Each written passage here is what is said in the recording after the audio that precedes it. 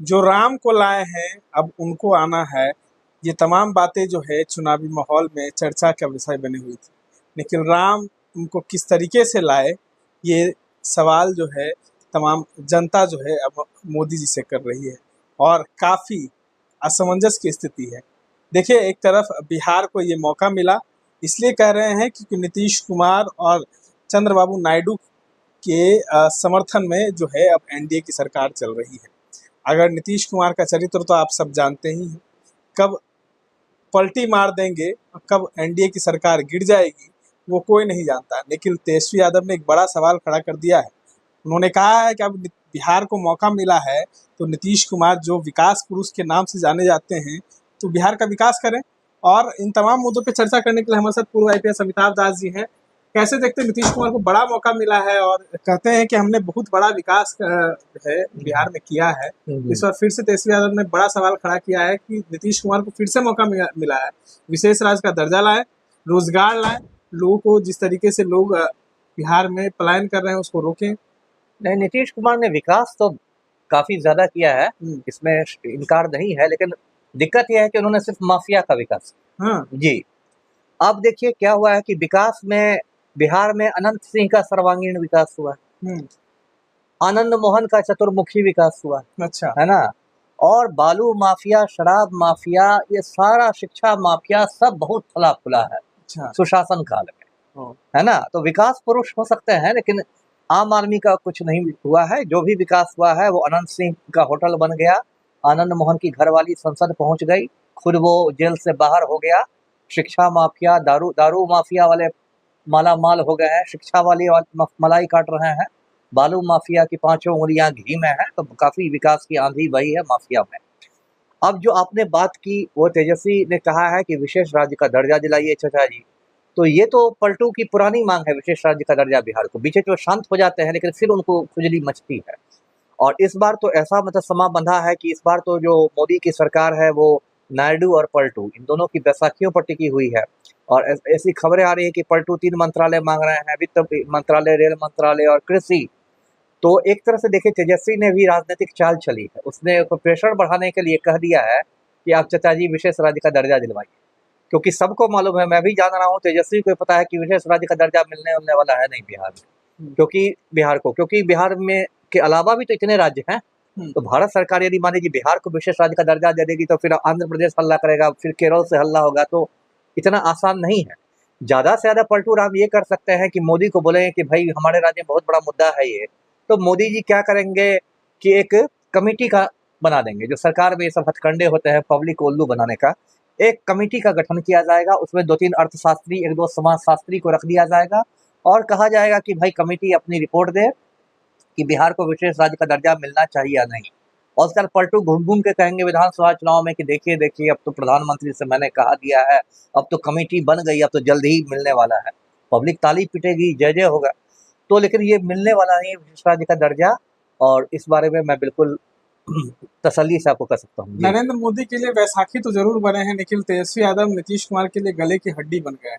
क्योंकि अगले साल लोकसभा विधानसभा का चुनाव है, तो कहीं ना कहीं अगर नीतीश कुमार बिहार के लिए कुछ नहीं लाते हैं तो ये बड़ा सवाल खड़ा हो जाएगा। बिल्कुल, ये जो कहावत है ना, मियाँ की जूती मियाँ के सर पर, तो वही खेल तेजस्वी ने किया है कि नीतीश के मुद्दे से ही नीतीश को डिमोरलाइज कर रहा है।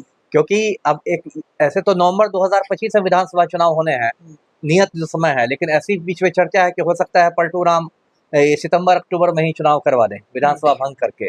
3 राज्य में होने वाला है चुनाव, महाराष्ट्र, हरियाणा, झारखंड में, तो उसी के साथ साथ वो भी हो सकता है। तो ठीक है, तेजस्वी यादव को तो एक हमला का मौका मिलेगा ही कि अब तो आप केंद्र सरकार में है, अब तो आप हिस्सा हमलाइए विशेष राज्य का दर्जा। तब पलटू राम बात बनाते नजर आएंगे। इसलिए मैंने कहा कि ज्यादा से ज्यादा ये होगा कि पलटू एक कमेटी बनवा देंगे भारत सरकार से और कमेटी की ओट में खेलेंगे, ये होगा। पलटू की तो ये भी मांग थी कि राष्ट्रीय स्तर पर जातीय जनगणना हो, मांग थी ना, पुरानी मांग है। और जब भारत सरकार ने नहीं मांगी मांग, तो इन लोगों ने मतलब क्षेत्रीय स्तर पर कराया। तो पलटू जाके ये भी कराए, राष्ट्रीय कश्मीर से कन्याकुमारी तक जातीय जनगणना कराए। ये मेरी उनसे मांग है। एक दबे आवाजों में सवाल खड़ा हो रहा है कि इंडिया अलायंस को खड़ा करने वाले नीतीश कुमार, और कभी भी नीतीश कुमार अपना पाला बदल सकते हैं, क्योंकि नीतीश कुमार ने सारा जो रणनीति तय किया है वो इंडिया अलायंस के लिए तय किया था, और ये कहीं ना कहीं ये भी बातें चल रही हैं कि जब वो उन्होंने गठबंधन तोड़ा था तो ये बात तय हो चुकी थी कि हम एनडीए में जाएंगे और इतना सीट ला के फिर से क्या इंडिया बात में है। आएंगे। देखिए, ये तो आप सही बात आपने कहा कि पलटू राम कब क्या करेंगे तो ब्रह्मा को भी नहीं मालूम है। मैं तो छोटा-मोटा आदमी हूँ। आप उनको हो सकता है रात में 12 बजे कभी पलटू राम की अंतरात्मा जग जाए और अंतरात्मा जगने के बाद बोले कि नहीं, मुझे तो लगता है कि ये जनादेश मोदी के खिलाफ गया है, उनको बहुमत नहीं मिला, तो नैतिकता का तकाज़ा है। बहुत लच्छेदार बात तो करते हैं एकदम, ऐसे होगा, वैसे होगा, नैतिकता के आधार पर मैं फिर जा रहा हूँ, फिर लालू को बड़ा भाई बना ले। अभी तो तेजस्वी के साथ दोनों चाचा भतीजा काना-फूसी करते गए थे ना प्लेन हाँ। में। और देखिए, ध्यान देने की बात है कि प्लेन के अंदर की तस्वीर सोशल मीडिया पर आ रही है ना? तो वो लीक भी करवा दिया पलटू राम ने।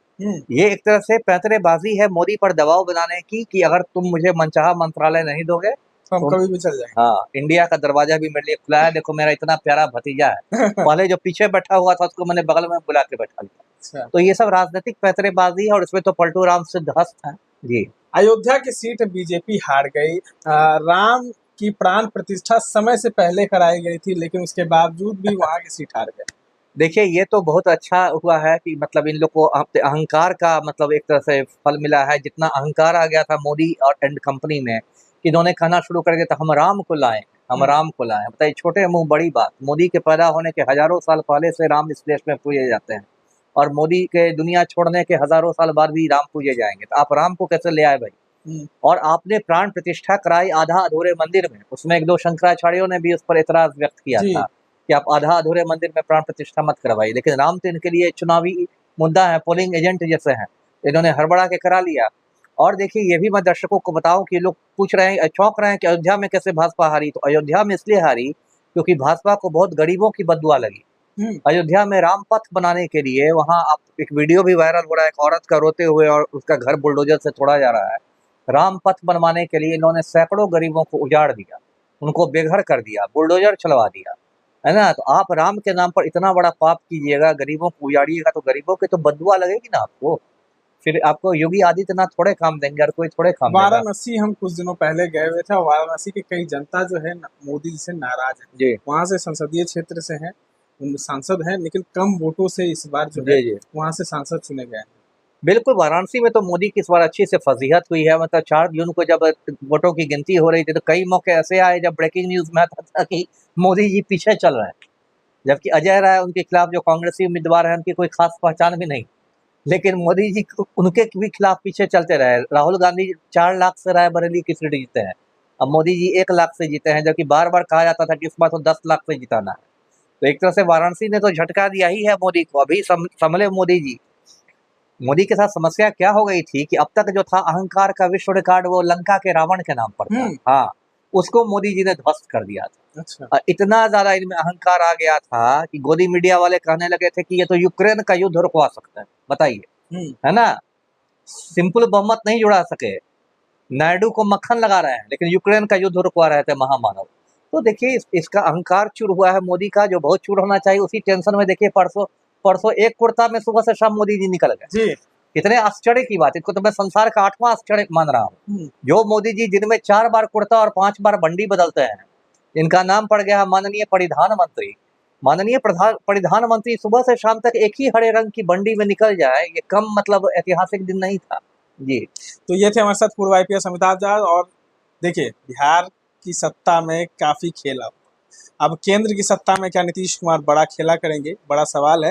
हालांकि कुछ परसों शपथ ग्रहण समारोह है, अब देखना ये होगा कि इससे पहले क्या नीतीश कुमार कुछ गड़बड़ कर देंगे, क्या नीतीश कुमार का दिल फिर से तेजस्वी यादव के लिए धड़क जाएगा।